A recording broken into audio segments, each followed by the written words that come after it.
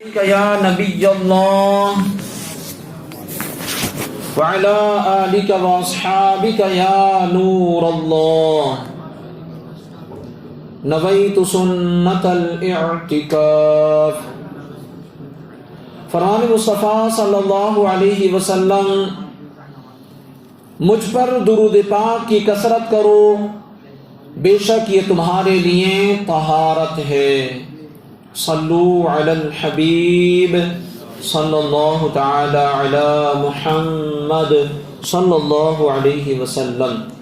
حضرت سیدنا وہب بن منبہ رحمۃ اللہ تعالی علیہ فرماتے ہیں، جب بھی عید آتی ہے شیطان چلا چلا کر روتا ہے۔ اس کی بدحواسی دیکھ کر تمام شیاطین اس کے گرد جمع ہو کر پوچھتے ہیں، اے آقا آپ کیوں غضبناک اور اداس ہیں؟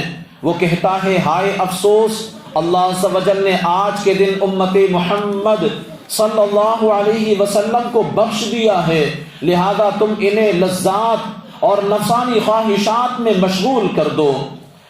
پیارے اسلامی بھائیوں، شیطان پر وعید، شیطان پر عید کا دن کس قدر گرا گزرتا ہے، لہذا وہ اپنی ذریت کو حکم دیتا ہے کہ تم مسلمانوں کو لذات نفسانی میں مشغول کر دو۔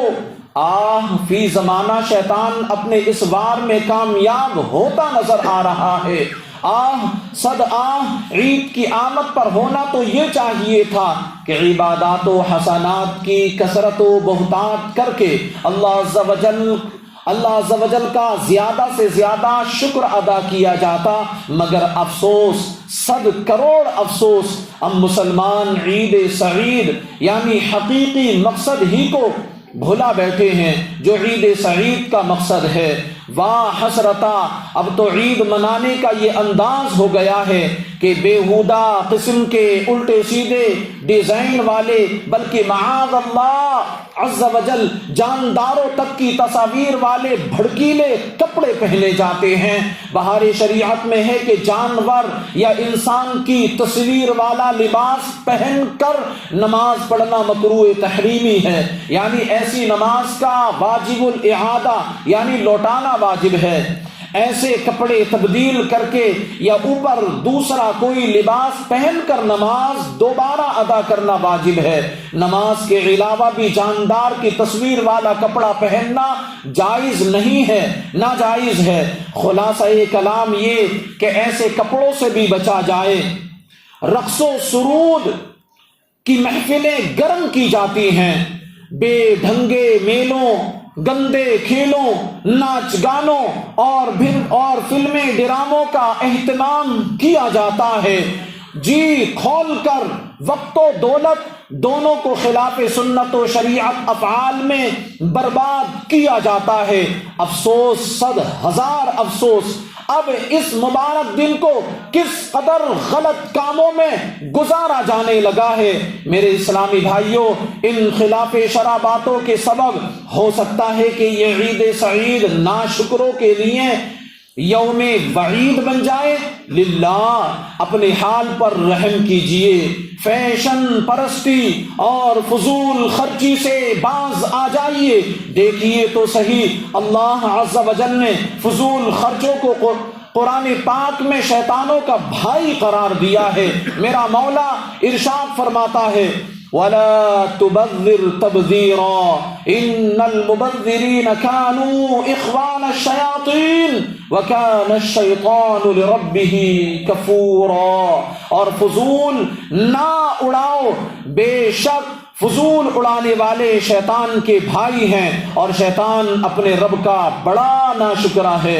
اے میرے پیارے اسلامی بھائیوں، دیکھا آپ نے فضول خرچی کرنے کی کس قدر مذمت قرآن پاک میں وارد ہوئی ہے۔ یاد رکھیے، ان فضول خرچیوں سے ہرگز اللہ عز و جل خوش نہیں ہوتا۔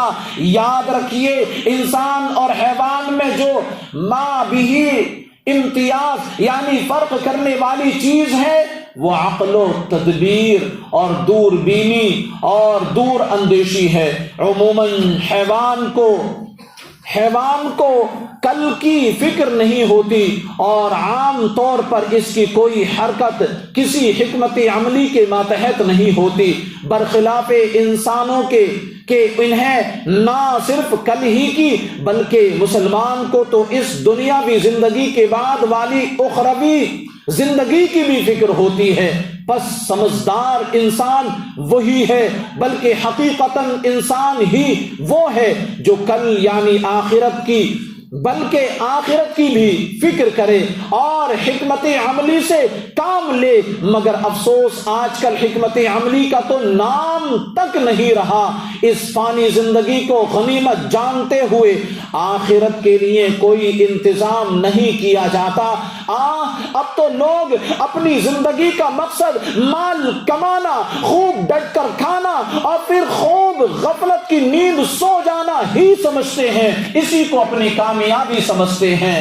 کیا کہوں احباب، کیا کار نما کر گئے، بی اے کیا نوکری ہوئی، پینشن ملی پھر مر گئے، یہ ہمارے حالات ہیں۔ اے میرے پیارے محترم اسلامی بھائیوں، زندگی کا مقصد صرف بڑی بڑی ڈگریاں حاصل کرنا، کھانا پینا اور مزے اڑانا یہ ہرگز نہیں ہے۔ اللہ عز و جل نے آخرت کا ہمارے لیے بڑا اجر رکھا ہے۔ آخر ہمیں زندگی کیوں مرحمت فرمائی ہے، آئیے قرآن پاک کی خدمت میں عرض کریں۔ اے اللہ کی سچی کتاب، تو ہی ہماری رہنمائی فرما، ہمارے جینے اور مرنے کا مقصد کیا ہے؟ تو قرآن عظیم سے جواب مل رہا ہے۔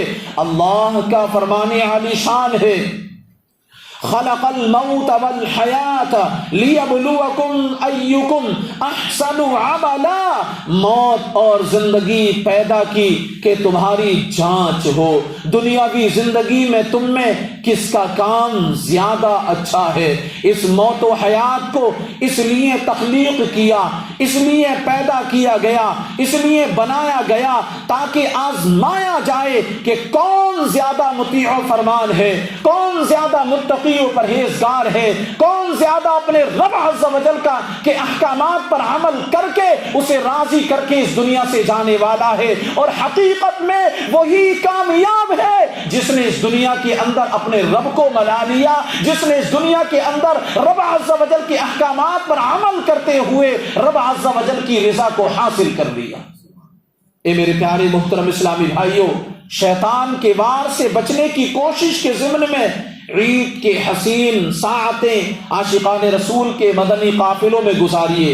انشاءاللہ الکریم عید کے بعد یعنی 11 اپریل کا دن گزرنے کے بعد اپنے یہاں سے مدنی قافلے سفر کر رہے ہیں، یہاں سے بھی انشاءاللہ الکریم مدنی قافلہ سفر کرے گا جس کا رخ اورنگ آباد ہے، یعنی اللہ کے پیارے ولی حضرت اورنگزیب عالمگیر رحمت اللہ تعالی علیہ کی بارگاہ میں یہ مدنی قافلہ حاضری دے گا۔ آپ سے بھی عرض ہے، مدنی قافلے کے مسافر بنیے، علم دین کی دولت سے مالا مال ہوئیے، اپنی دنیا اور آخرت کو بہتر بنائیے۔ انشاءاللہ الکریم مدنی قافلے میں سفر کریں گے، بے شمار برکتیں آپ کو اس کی